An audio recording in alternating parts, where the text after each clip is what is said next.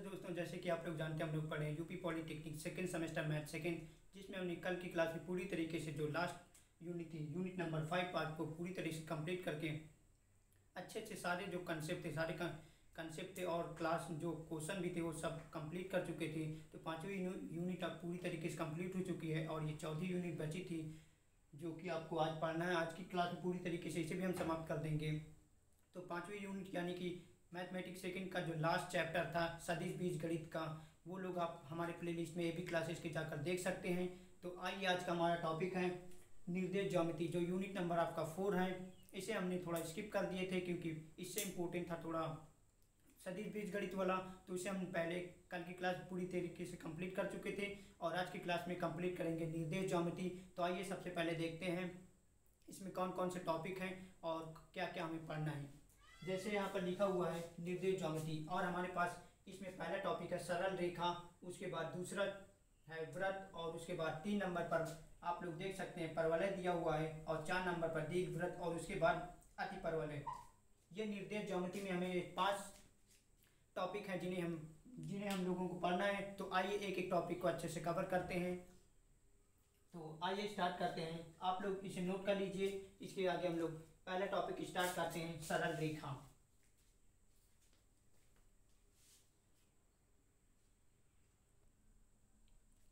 तो आइए देखते हैं, हम लोग स्टार्ट करते हैं स्ट्रेट लाइन। तो सबसे पहले समझते हैं स्ट्रेट लाइन होती क्या है, उसके बाद इसमें जो जो टॉपिक दिए होंगे उनको भी अच्छे से कवर करेंगे। तो आइए सबसे पहले देखते हैं स्ट्रेट लाइन।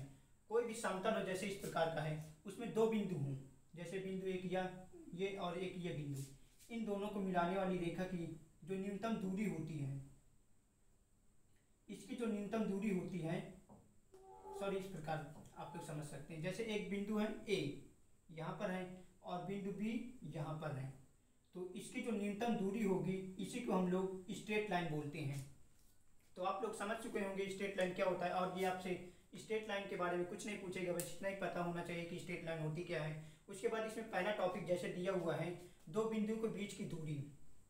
तो 2 बिंदु के बीच की दूरी आप लोग पहले से जानते हैं, हमने पिछली क्लास में पढ़े थे 2 बिंदु के बीच की दूरी कैसे ज्ञात करते हैं। तो आइए इसमें भी एक बार इक्वल कर लेते हैं। जैसे कोई बिंदु है, जैसे मान लेते हैं, माना कोई बिंदु है x1 और y1 तथा x2 और y2 हैं। इन दोनों के बीच की दूरी जो ज्ञात करते हैं वो इस प्रकार ज्ञात करते हैं। दूरी बराबर हमारे पास फार्मूला होता है x2 माइनस x1 का whole square plus y2 minus y1 का होल स्क्वायर। इस फार्मूले के जरिए हम लोग किन्हीं भी 2 बिंदुओं के बीच की दूरी ज्ञात करते हैं।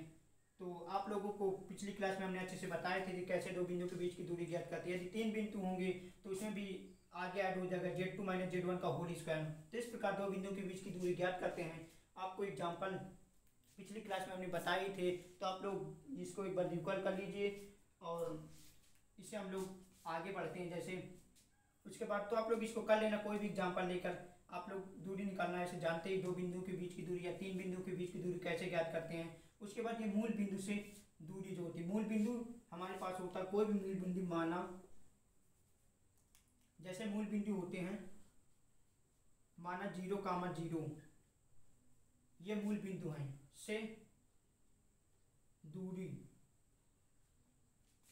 तो हमारे पास जो मूल बिंदु से दूरी होती है वो इस प्रकार होती है, दूरी बराबर रूट के अंदर x2 माइनस x1 हमारे पास 0 है, उसके बाद प्लस y2 हमारे पास y होगा, एक बिंदु जो भी होगा कोई बिंदु x, y और x, y, और ये बिंदु मूल बिंदु है।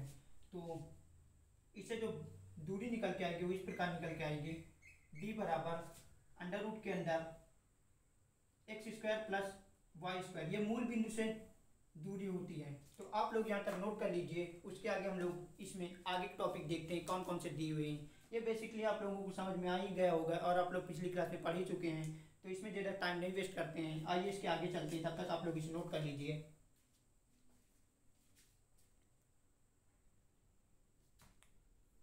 आइए दोस्तों, इसके बाद नेक्स्ट टॉपिक हम देखते हैं।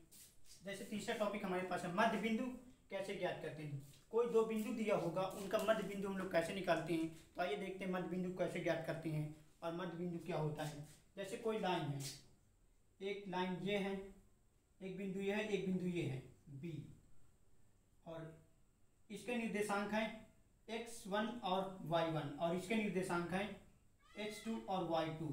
तो हमें ये तीसरा बिंदु निकालना होता C, जिसके निर्देशांक आप लोग कुछ भी मान सकते हैं, जैसे C, इसके निर्देशांक हमें ज्ञात करना है। तो आइए देखते हैं कैसे निर्देशांक ज्ञात करते हैं। तो मध्य बिंदु के लिए हमारे पास फार्मूला होता है इस प्रकार, हम लोग लिखेंगे एक्स वाई मान लेते हैं, एक्स कामा वाई, मध्य बिंदु एक्स कामा वाई है। तो एक्स बराबर जो होगा हमारा मध्य बिंदु वो होगा x1 प्लस x2 अपान 2। इस प्रकार हमारे पास x1 का मान निकल के आएगा और जो y का मान निकलेगा वो इस प्रकार निकलेगा y1 प्लस y2 करेंगे तो हमारे पास जो मान निकल के आएगा वो y का मान निकल के आएगा। इस प्रकार हमारे पास जो मध्य बिंदु निकलेगा, मध्य बिंदु x कामा y निकल कर आएंगे, जो आपके इन दोनों के मान से निकल कर आएगा। कोई भी, जैसे इसका मान निकल के आएगा, इसका मान लेते हैं हम लोग h और इसका मान लेते हैं k। तो इस प्रकार इसका मध्य बिंदु निकल के आएगा x कामा y, जो कि हम लोग ऐसे मान लिए हैं h और k, जो इसका मान इसको माने हैं k और इसको माने h और इसको माने k। तो मानने के लिए लिखे और इसको भी जरूरी नहीं है। तो इस प्रकार हम लोग दो बिंदु के बीच का मध्य बिंदु निकालते हैं। तो आप लोगों को समझ में आ गया होगा। उसके बाद नेक्स्ट टॉपिक देखते हैं, त्रिभुज का क्षेत्रफल। यदि कोई त्रिभुज, जैसे चौथा टॉपिक है त्रिभुज का क्षेत्रफल, यदि बिंदु A तथा B और C, यहाँ पर C तीन बिंदु दिए हों, तो तीन बिंदु त्रिभुज ABC के शीर्ष हों, तो ABC का क्षेत्रफल, तो तीन बिंदु थे, इसमें तीन बिंदु दिए होंगे जिनके शीर्ष दिए होते हैं, तो उसका क्षेत्रफल हम कैसे निकालते हैं। तो आइए देखते हैं। जैसे इसमें तीन बिंदु दिए हों, कोई भी त्रिभुज है ए बी सी, तीन त्रिभुज दिए हों, मतलब तीन बिंदु दिए हों, उसका त्रिभुज क्षेत्रफल निकालना। तो हमारे पास क्षेत्रफल निकालेगा, ये एक फार्मूला होता है, डेल्टा बराबर होता है 1/2 और ब्रैकेट में डिटरमिनेंट के अंदर लिखा जाता है x1 x2 अपान x3 और y1 y2 अपान y3 और 1 1 1 इस प्रकार करेंगे। उसके बाद हम लोग इसका विस्तार कर देंगे। आप लोग जानते हैं सारणी का विस्तार कैसे करते हैं, तो या तो यहाँ पर आगे देख लीजिए, इसी प्रकार इसे आगे हल करेंगे तो 1/2 और यहाँ पर आएगा x1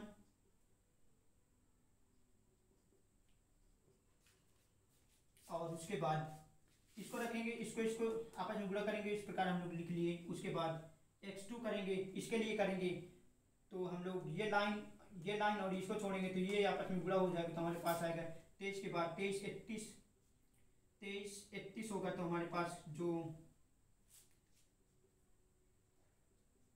31 और 12 x3 12, ये ट्रिक होती है हमारे पास जिसके द्वारा याद कर सकते हैं 23 31 12। तो इस प्रकार इसका विस्तार करेंगे तो इस प्रकार क्षेत्रफल जो निकल के आएगा, इसमें केवल मान रखना होता है। तो आप लोग इसे नोट कर लीजिए। और कोई भी त्रिभुज जैसे दिया होगा, जैसे कोई भी तीन बिंदु दिए होंगे, A B C तीन बिंदु दिए होंगे, उसका क्षेत्रफल ज्ञात करने के लिए कहेगा, वो जो शीर्ष होते हैं तीनों बिंदु, तो उसको इस फार्मूले में हम लोग रख देंगे और इस प्रकार विस्तार करके x y के मान रखेंगे और आगे हल कर देंगे। तो इस प्रकार हमारे पास जो त्रिभुज का मान निकल के आएगा वो इसका क्षेत्रफल होगा। और इसी में एक नोट पॉइंट होता है, यदि त्रिभुज ABC का क्षेत्रफल 0 के बराबर आ जाए तो वहाँ पर जो तीनों बिंदु होंगे वो संरेख होते हैं। ये प्रतिबंध होता है एक हिसाब से इसी त्रिभुज के क्षेत्रफल से रिलेटेड। तो आप लोग इसे भी नोट कर लीजिए और इसे भी याद रखना, क्योंकि काफ़ी क्वेश्चन आएंगे जिसमें तीन बिंदु दिए होंगे और उसमें हमें सिद्ध करने के लिए बोलेगा कि दिखाइए कि तीनों बिंदु संरेख हैं। तो हम लोग उसका क्षेत्रफल निकालेंगे। यदि क्षेत्रफल 0 के बराबर आ जाता है तो हम लोग वहाँ पर लिख देंगे, अतः त्रिभुज ABC का क्षेत्रफल 0 है, इसलिए त्रिभुज के तीनों बिंदु संरेख होंगे। तो आप लोग समझ चुके होंगे और इसे नोट कर लीजिए। हम लोग आपको एग्जाम्पल नहीं बता रहे हैं क्योंकि टाइम हमारे पास काफ़ी कम है, तो आप लोग समझ सकते हैं। जैसे इसका हम एग्जाम्पल बता ही देते हैं और इसका आप लोग क्वेश्चन में जाकर जब क्वेश्चन आपको कराएंगे उसमें देख लेना आप लोग। तो इसका जैसे मध्य बिंदु कोई भी जैसे बिंदु दिए हुए हैं, तो इसका भी आप लोग समझ चुके होंगे। जैसे कि दो बिंदु दिए हैं, दो बिंदु देंगे, उनका मध्य बिंदु ज्ञात करना होगा। तो x1 प्लस x2 से 2 का भाग दे देंगे, y1 प्लस y2 अपॉन 2 से भाग दे देंगे, तो हमारे पास मध्य बिंदु निकल कर आएगा। तो आप लोग इसे नोट कर लीजिए और इसके आगे हम लोग नेक्स्ट टॉपिक देखते हैं। क्योंकि हमारे पास टाइम काफ़ी कम है, इसलिए आपको एग्जाम्पल नहीं बता पा रहे हैं और सीधा पर्सनली में आपको एक्सरसाइज कराएंगे। तो आप लोग इसे नोट कर लीजिए, इसके आगे हम लोग देखते हैं नेक्स्ट टॉपिक।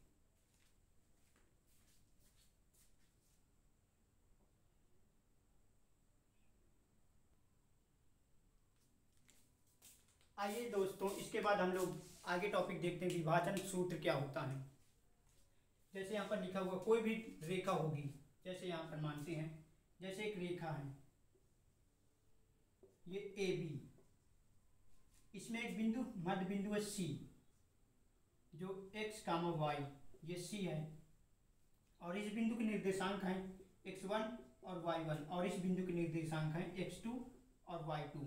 और ये रेखा, ये बिंदु इसको m अनुपात n में विभाजित करती है।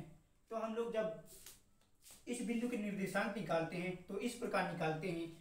तो हमारे पास ये फार्मूला होता है, x बराबर होगा m into x1 x2 plus n into x1 अपान m प्लस n। इस प्रकार हम इसमें मान रखेंगे तो हमारे पास जो x का मान निकल के आएगा मध्य बिंदु का, वो इस फार्मूले के द्वारा निकालते हैं। और इसी प्रकार जब इस y का मान निकालेंगे तो हम लोग इस प्रकार y का मान निकालेंगे तो y बराबर हमारे पास होगा m y2 plus m y1 अपान m प्लस n। तो इस प्रकार हम लोग y2 का मान निकाल लेंगे। जब इतना करने के बाद हमारे पास जो c होगा मध्य बिंदु, वो उसका मान हम लोग इस प्रकार निकाल सकते हैं। तो इस प्रकार विभाजन सूत्र, जब अंतः विभाजन करें, जब इसमें बोलेगा अंतः विभाजन, यहाँ पर आप लोग लिख लीजिए, यहाँ पर a अंतः विभाजन, जब अंतः विभाजन बोलेगा तो यहाँ पर प्लस होगा, यहाँ पर भी प्लस होगा।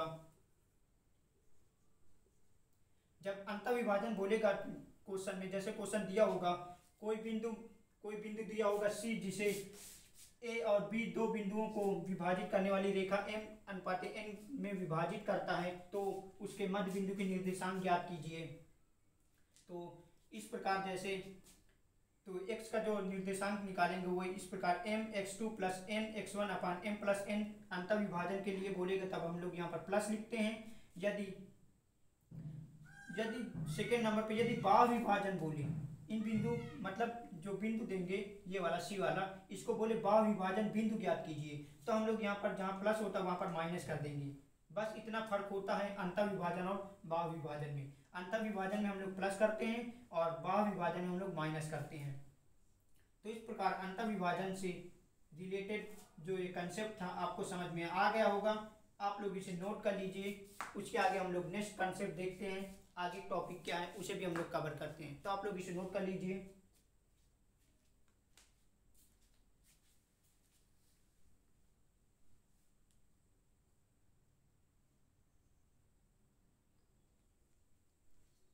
आइए इसके बाद दोस्तों हम लोग देखते हैं नेक्स्ट टॉपिक, त्रिभुजों को, जो त्रिभुज होता है उसके केंद्रक क्या होती है। तो आइए देखते हैं त्रिभुज के केंद्रक क्या होती हैं।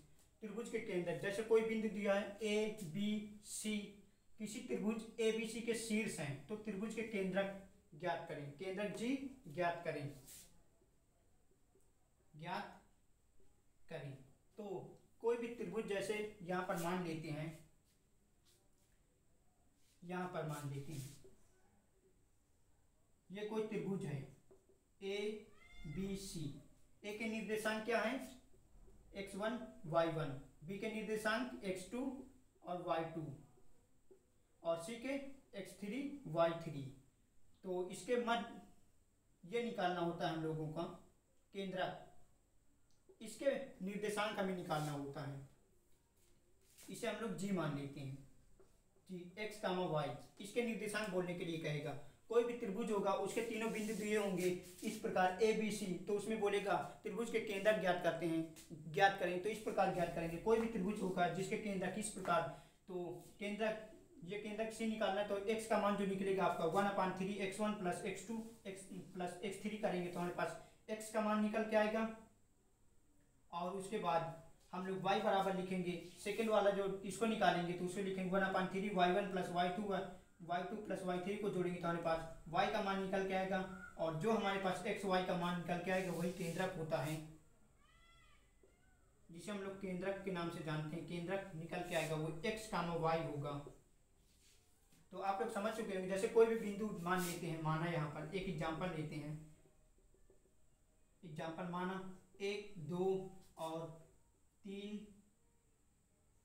4 2 और 6 तीन बिंदु हैं। इसके केंद्र ज्ञात करने के लिए कहेगा, तो केंद्र ज्ञात करने के लिए कहेगा तो x बराबर होगा हमारे पास x1 x2 x3 x1 x2 x3 1 2 और 3 2 5 5/3, और उसके बाद y कैसे निकालेंगे, x1 y1 y2 y3 6 4 10 10 2 12, तो 12/3 करेंगे तो हमारे पास 4 आएगा, तो y का मान निकल के आएगा। जो केंद्रक होगा वो होगा 5/3 और 3। इस प्रकार हम लोग कोई भी त्रिभुज होगा उसका केंद्रक ज्ञात करते हैं। तो उम्मीद करते हैं आपको समझ में आ गया होगा। ये इस एग्जाम्पल के द्वारा भी आपको समझाने की कोशिश की है, तो आपको अच्छे समझ में आ गया होगा। आप लोग इसे नोट कर लीजिए। उसके आगे हम लोग नेक्स्ट टॉपिक पर चलते हैं।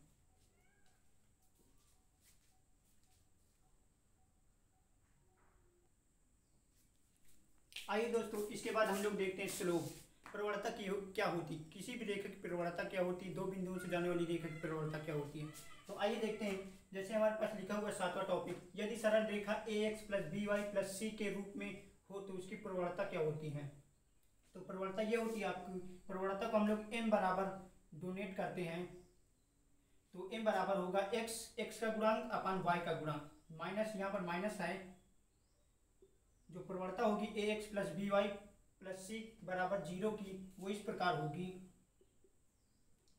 m बराबर लिखेंगे माइनस x का गुणांक अपान y का गुणांक। जैसे हमारे पास एग्जाम्पल है कोई भी सरल रेखा, जैसे ये हमारे पास एक एग्जाम्पल है 3x प्लस 2y माइनस 5 बराबर 0, इसकी प्रवणता में ज्ञात करना। प्रवणता को हम लोग m से ज्ञात करते हैं, तो m बराबर, तो x का गुणांक क्या है, x का गुणांक 3 माइनस लगाएंगे x का गुणांक जो है 3 और y का गुणांक क्या है 2, तो इसकी प्रवणता इस प्रकार हम लोग निकालेंगे किसी भी सरल रेखा की प्रवणता। तो आप लोगों को उम्मीद करते हैं ये जो सरल रेखा ax plus by plus c बराबर 0 की प्रवणता कैसे ज्ञात करते हैं समझ में आ गया होगा। उसके आगे हम लोग देखते हैं दो बिंदु दिए होंगे उसकी प्रवणता कैसे ज्ञात करते हैं। तो आइए देखते हैं। जैसे रेखा की ढाल या प्रवणता, बिंदु x कामा x1 कामा xy तथा x2 कामा xy को जोड़ने वाली रेखा की प्रवणता, दो बिंदुओं को जोड़ने वाली रेखा की प्रवणता जो होती है वो इस प्रकार होती है y2 माइनस y1 अपान x2 माइनस x1। इस फार्मूले के द्वारा दो रेखाओं के बीच की प्रवणता ज्ञात करेंगे। जैसे कोई एक एग्जांपल लेते हैं, दो बिंदु दे देगा, जैसे ए बिंदु दे देगा 4 और 3 और दूसरा बिंदु देगा 6 और 4। इसमें पूछेगा इन दोनों बिंदुओं के बीच की प्रवणता ज्ञात कीजिए। तो प्रवणता हमारे पास क्या होता है, प्रवणता फार्मूले वो इस प्रकार होता है। तो m बराबर हम लोग लिखेंगे y2 माइनस y1, y2 हमारे पास कितना है y2 माइनस y1 अपान x2 माइनस x1, ये फार्मूला होता है। तो y2 हमारे पास कितना है 4 में से 3 माइनस करेंगे 4 माइनस 3, और x2 माइनस x1 कितना है 6 माइनस 4, तो हमारे पास जो प्रवणता निकल के आएगी 1/2 निकल कर आएगी। तो इस प्रकार दो रेखाओं के बीच की प्रवणता भी हम लोग ज्ञात कर सकते हैं। तो उम्मीद करते हैं आपको समझ में आ गया होगा। इसके आगे हम लोग नेक्स्ट टॉपिक पर चलते हैं, आप लोग इसे नोट कर लीजिए।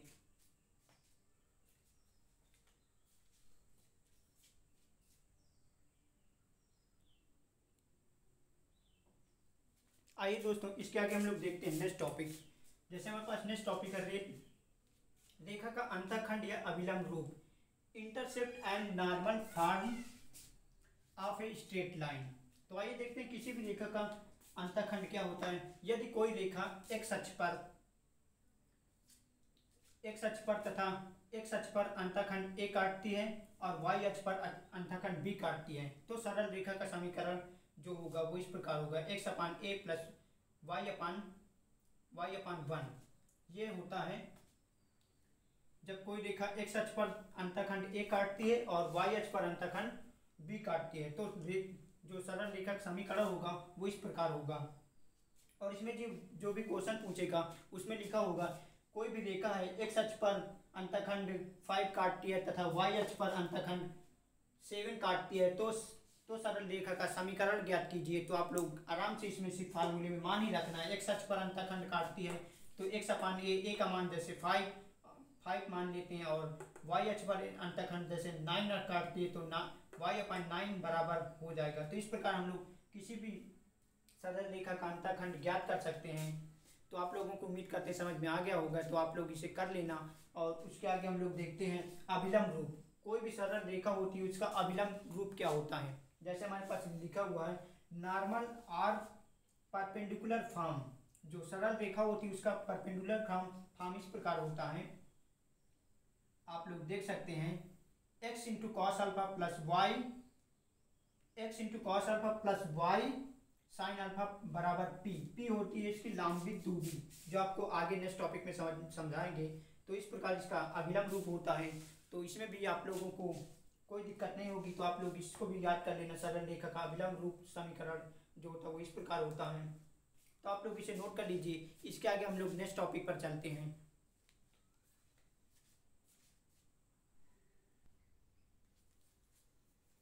आइए दोस्तों, इस टॉपिक में लास्ट जो आपका स्ट्रेट लाइन था, इसमें लास्ट टॉपिक आपका लंबी दूरी। आइए देखते हैं लंबी दूरी क्या होती है। परपेंडिकुलर डिस्टेंस, जैसे माना कोई बिंदु x कामा y, x1 कामा y1 है तथा सरल रेखा एक सरल रेखा दी हुई है ax plus B Y plus C बराबर 0 के बीच की लंबी दूरी जो होती है वो होती है d बराबर ax1 plus B Y one plus C upon में a square plus B square, ये इसकी लंबी दूरी होती है। तो इस प्रकार कोई भी क्वेश्चन दिया होगा जिसमें एक बिंदु दिया होगा x कामा y1, यानी कि कोई भी बिंदु दिया होगा, और जैसे इसमें जो आपका क्वेश्चन दिया होगा उसमें एक बिंदु देगा x कामा y1, कोई भी बिंदु दिया होगा और उसके बाद एक सरल रेखा इस प्रकार दी होगी और इसमें पूछेगा इसकी लंबी दूरी ज्ञात कीजिए। तो आप लोग इस फार्मूले के जरिए उसकी लंबी दूरी ज्ञात कर सकते हैं। x1 plus B Y one plus C upon में a square plus B square, इस फार्मूले के द्वारा आप लोग लंबी दूरी ज्ञात कर सकते हैं। तो उम्मीद करते हैं आप लोगों को समझ में आ गया होगा। जैसे इसका एक एग्जांपल ले लेते हैं, कोई भी जैसे एग्जांपल ये कर लेते हैं। बिंदु मान लेते हैं 2 कामा 5 है और इसका सरल रेखा जो एक सरल रेखा मान लेते हैं 3x 5b और 7 बराबर 0, ये है। इसकी लंबी दूरी ज्ञात करना है। तो हम लोग जैसे इस फार्मूले में रखेंगे तो d बराबर ax1, a के हमारे पास a3 है, ये होगा a। इसमें जो a हमारे पास कितना है 3 और x कितना है 2, यानी कि 2, उसके बाद प्लस, उसके बाद b कितना है हमारे पास, b है 5 और y कितना है, y हमारे पास है 5, तो 5 से गुणा करेंगे, उसके बाद प्लस, उसके बाद c कितना हमारे पास, तो c को वैसे ही रख देंगे। उसके बाद a square plus B square, a square हमारे पास कितना 3 का स्क्वायर करेंगे 9 और 5 का स्क्वायर करेंगे 25, तो इसे हम लोग इस प्रकार लिख सकते हैं 9 और 25। तो इसे हम लोग आगे सॉल्व कर देंगे 6 प्लस 25 प्लस 7 अपान यहाँ पर हमारे पास आएगा 34। तो इस प्रकार हम लोग दो बिंदु, जिसमें एक बिंदु दिया होगा और सरल रेखा दी होगी, उसके बीच की हम लोग लंबी दूरी ज्ञात कर सकते हैं। उम्मीद करते हैं आपको समझ में आ गया होगा। आप लोग इसे नोट कर लीजिए। इसके आगे हम लोग ये स्ट्रेट लाइन पूरी तरीके से समाप्त हो चुका है और इसके बाद हम लोग नेक्स्ट टॉपिक पर स्टार्ट करेंगे आपका जो सर्कल है। तो आप लोग इसे नोट कर लीजिए और अगले टॉपिक पर हम लोग चलते हैं जो सर्कल है।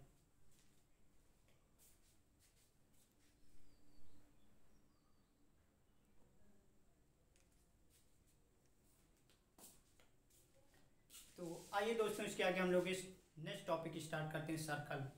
सबसे पहले देखते हैं सर्कल होता क्या, उसके बाद सर्कल का समीकरण क्या होता है। तो आइए देखते हैं, जिसे हिंदी में हम लोग वृत्त बोलते हैं। जैसे कोई बिंदु होती है सर्कल, सबसे पहले देखते हैं सर्कल क्या है। जैसे कोई ये एक बिंदु है, इस निश्चित दूरी पर स्थित, ये जो सारे बिंदुओं का एक समुच्चय होता है, इस प्रकार इन सभी को हम लोग अगर आपस में मिला दें तो हमारे पास जो आकृति तैयार होती है उसे हम लोग वृत्त बोलते हैं।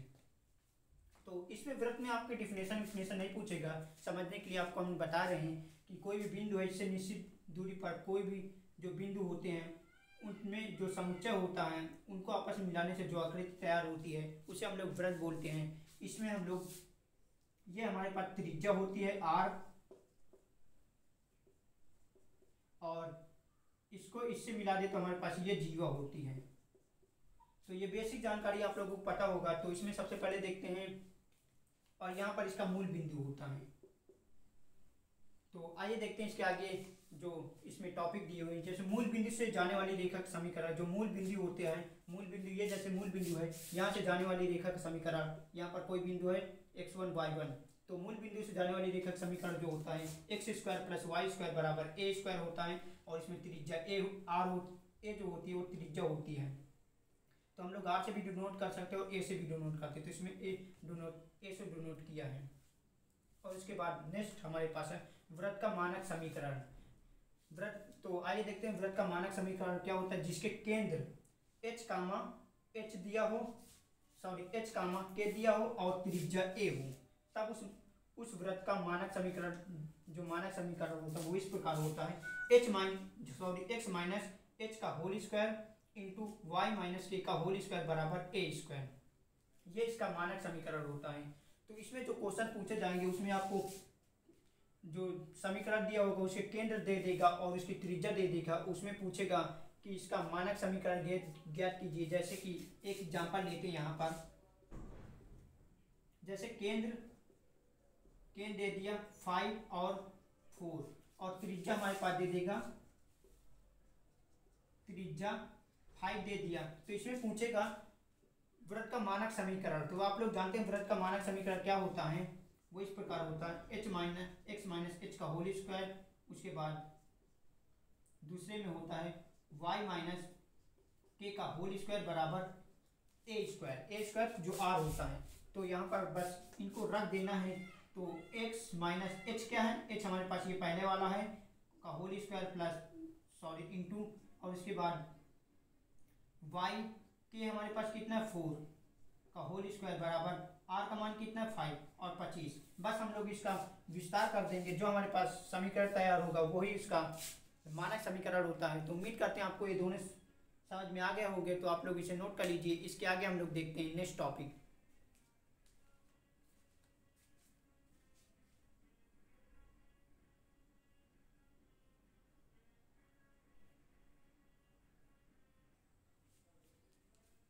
चलिए दोस्तों, इसके बाद हम लोग देखते हैं वृत्त का व्यापक रूप क्या होता है।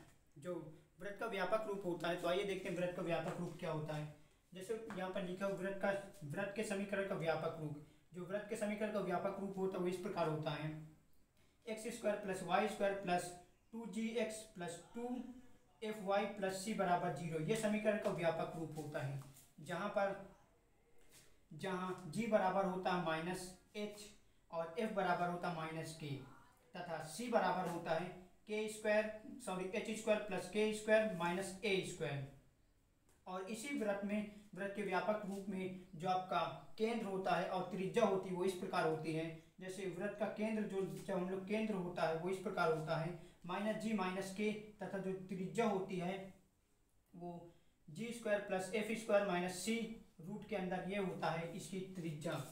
तो इसमें जो समीकरण दिया होगा, इसमें जो आपका सवाल पूछता है, जैसे पहले नंबर पर आपका क्वेश्चन पूछता है वृत्त का केंद्र दे देगा और वृत्त की त्रिज्या दे देगा। तो इसमें पूछेगा आपका समीकरण का व्यापक रूप। तो आइए देखते हैं समीकरण का व्यापक रूप कैसे वो करते हैं। तो जैसे इसमें केंद्र दे दिया और त्रिज्या दे दिया, तो उसके द्वारा हमसे पूछेगा वृत्त का केंद्र और वृत्त की त्रिज्या देने के बाद हमसे पूछेगा कि समीकरण का व्यापक रूप ज्ञात कीजिए। तो हम लोग समीकरण का जानते हैं व्यापक रूप ये होता है। इसमें हम लोग इन सभी का मान रख देंगे तो हमारे पास जो समीकरण का मान निकल के आएगा वही उसका व्यापक रूप होता है। तो आइए देखते हैं। और उसके बाद सेकंड नंबर पर पूछता है, इस प्रकार आपको एक समीकरण दे देगा और इसमें पूछेगा इस समीकरण से केंद्र और त्रिज्या ज्ञात कीजिए। तो जानते हैं हम लोग इसका केंद्र क्या होता है, केंद्र होता है minus G minus comma minus F तथा त्रिज्या जो होती है G square plus F square minus C square. तो इस प्रकार हम लोग इसकी त्रिज्या भी ज्ञात कर सकते हैं। तो आइए एक एग्जांपल के द्वारा समझते हैं हम लोग इसके क्वेश्चन कैसे सॉल्व करते हैं। तो जैसे कि एक एग्जांपल लेते हैं हम यहाँ पर, जैसे केंद्र हमारे पास दे दिया, केंद्र दे देगा 2 और 6, यहाँ पर 2 और 5, और उसके बाद त्रिज्या दे देगा, जैसे दे दिया है 7, त्रिज्या दे दिया। तो इसका व्यापक रूप पूछेगा। तो व्यापक रूप आपके पास क्या होता है, ये होता है एक्स स्क्वायर और Y square plus 2gx plus 2fy plus c बराबर 0 होता है। तो आप लोग इसमें सिर्फ मान रखना है। तो X square plus Y square plus 2g का मान हमारे पास कितना है, g हमारे पास होता है ये, तो g का मान ये दिया हुआ है, तो हो जाएगा 2 का गुणा करा देंगे तो 4 हो जाएगा, 4x प्लस ये 2 है, और f का मान हमारे पास कितना है, f का मान भी हमारे पास दिया हुआ है 5, तो जब इसमें गुणा करा देंगे 2 पंचे 10 हो जाएगा। तो 10fy प्लस c का मान हमारे पास जो त्रिज्या है, त्रिज्या 5 है, तो त्रिज्या रख देंगे 7 बराबर 0। तो इस प्रकार हम लोग केंद्र और त्रिज्या के द्वारा समीकरण का व्यापक रूप ज्ञात कर सकते हैं। और इस प्रकार हम लोग इसका व्यापक रूप ज्ञात करेंगे। अगर इसमें आपको जैसे व्यापक समीकरण दे दिया, अब इसे पूछेगा त्रिज्या क्या होती है। जब त्रिज्या ज्ञात करना होगा तो त्रिज्या हम लोग ज्ञात करेंगे। तो इस प्रकार ज्ञात करेंगे, जो त्रिज्या आपकी होती है, जैसे ये है, इसका आधा करेंगे, तो इसका जब आधा करेंगे तो हमारे पास 2 होगा, और इसका भी जब आधा करेंगे तो हमारे 5 आ जाएगा। तो इस प्रकार इसकी त्रिज्या भी ज्ञात कर सकते हैं, जो कि जो इसके केंद्र होते हैं वो होते हैं जी और क्या होता है एफ। तो हम लोग जब इसके केंद्र ज्ञात करेंगे तो इसी का 2 से भाग दे देते हैं।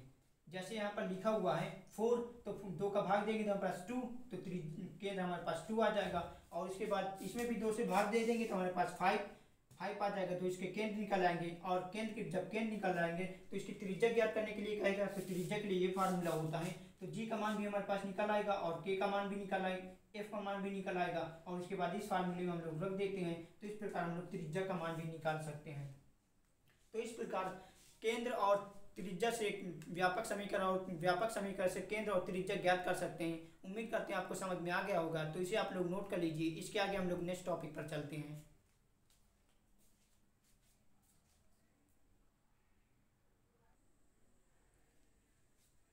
आइए दोस्तों, इसके आगे हम लोग नेक्स्ट टॉपिक पर देखते हैं। नेक्स्ट टॉपिक क्या हमारे पास, जैसे लिखा हो, उस वृत्त का समीकरण ज्ञात करिए जिसके व्यास के निर्देशांक दिए हों, जो कि व्यास के निर्देशांक x1 और y1 तथा x2 कामा y2 दिया हो। तो इसमें जैसे दिया हुआ है वृत्त के, कोई वृत्त है, जैसे ये वृत्त है, ये हमारे पास एक वृत्त दिया हुआ है, इसके निर्देशांक दे देगा, जो आपका x1 और y1 है, और दूसरे में दिया है x2 और y2। इसके व्यासों के निर्देशांक दे दिया। तो इसमें पूछेगा इसका समीकरण ज्ञात कीजिए। यदि व्यासों के निर्देशांक दिया है तो उसका व्यासों के निर्देशांक, जो जैसे ये वृत्त है, इसके निर्देशांक दे दिया है, तो इसमें पूछेगा व्यासों के निर्देशांक दिए, तो जब व्यासों का निर्देशांक देगा तो इसमें हम पूछेगा वृत्त का समीकरण ज्ञात कीजिए। जब वृत्त के निर्देशांक दिए हों, तो हमारे पास जो वृत्त का समीकरण होगा वो इस प्रकार होगा। जब निर्देशांक दिए होंगे x कामा x1 into Y, x comma x minus x2 plus y minus y1 plus y minus y2 बराबर 0। तो इस प्रकार इसके निर्देशांक होते हैं।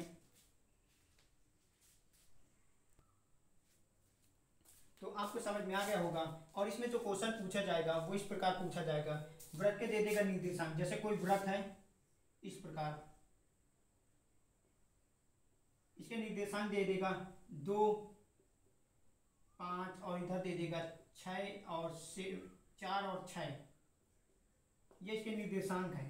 तो इस प्रकार जब दे देगा निर्देशांक, और उसमें पूछेगा वृत्त का समीकरण ज्ञात कीजिए जिसके निर्देशांक ये 2, 5 तथा 4, 6 हैं। तो आप लोग जानते हैं उसका जो निर्देशांक, जो समीकरण होगा वो इस प्रकार होगा। तो हम लोग सिर्फ इसमें मान रख देते हैं। जैसे हमारे पास ये एग्जांपल है, तो इसमें हम लोग समीकरण जब निकालेंगे तो x1 का मान कितना हमारे पास 2, और उसके बाद x2 का मान हमारे पास कितना 4, और उसके बाद प्लस का चिन्ह लगाएंगे y1 हमारे पास कितना 5, और उसके बाद y2 हमारे पास कितना 6। तो इस प्रकार हम लोग जिसके निर्देशांक दिए होते हैं उसका हम लोग वृत्त का समीकरण ज्ञात कर सकते हैं। तो उम्मीद करते हैं आपको समझ में आ गया होगा। आप लोग इसे नोट कर लीजिए। इसके आगे हम लोग नेक्स्ट टॉपिक पर चलते हैं।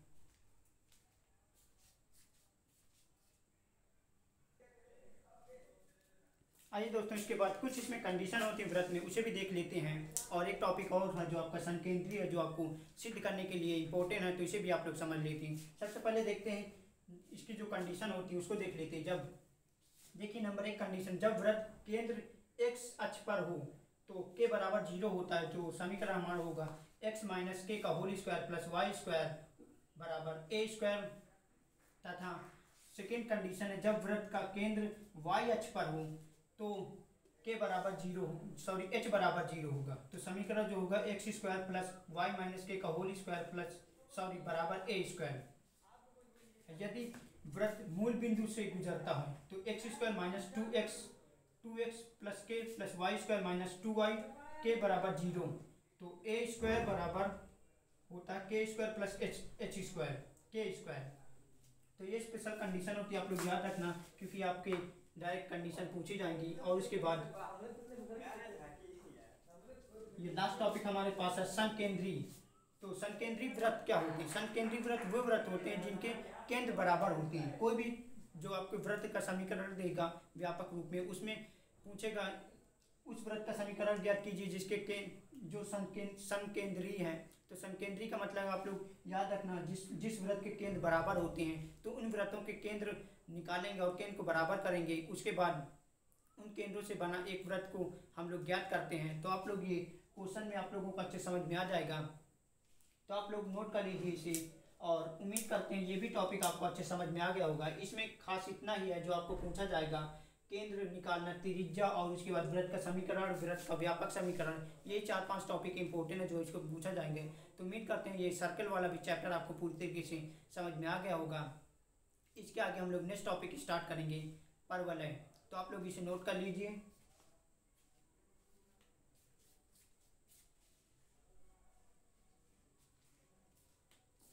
चलिए दोस्तों, ये जो आपका निर्देश ज्यामिति से 2 पार्ट में हम लोग डिवाइड करते हैं। पहले चैप्टर में आपका स्ट्रेट लाइन और सर्कल पढ़ चुके, और दूसरे पार्ट में जो आपका परवलय, अतिपरवलय और दीर्घवृत्त है उसे हम लोग सेकेंड पार्ट में कंप्लीट करेंगे। तो आप तब तक ये पार्ट नंबर 1 को कंप्लीट करिएगा। उसके बाद 1 या 2 घंटे बाद आपको सेकेंड चैप्टर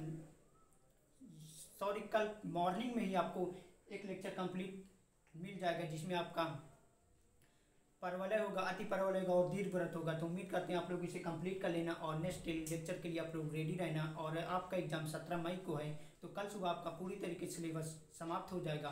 तब तक के लिए धन्यवाद।